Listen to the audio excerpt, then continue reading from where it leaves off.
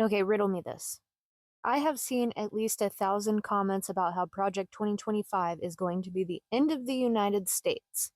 There are famous people who are more than likely being paid to spread this. Okay, let's just play a game. We're going to say that you're right. If that were true, why hasn't the federal government censored it on social media yet?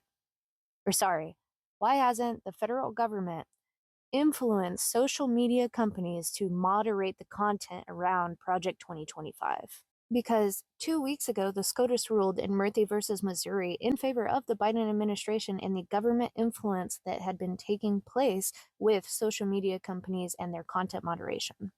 But even more recent than that, the SCOTUS ruled last week in Moody versus Net Choice, again in favor of content moderation.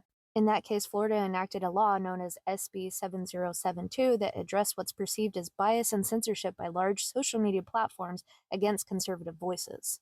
That law prohibited deplatforming political candidates and required disclosures about content moderation, in which the Supreme Court ruled that it was unconstitutional. Okay, so let's wrap all that up together. So we have Project 2025, which everybody is talking about on the internet, and they are saying very negative things. They're saying things like, it's going to end democracy. It's going to be the end for everybody in the United States. We're not going to have a country anymore, and so on and so on and so on. They're also saying that it's attached to Trump and that he's a fascist and racist and a dictator and yada yada. But if that were true, why wouldn't they moderate the content?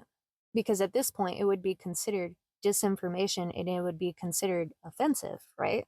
It would be considered disinformation considering that Trump has came out on multiple social media platforms saying that he has nothing to do with it. So please explain to me why this content is not being moderated.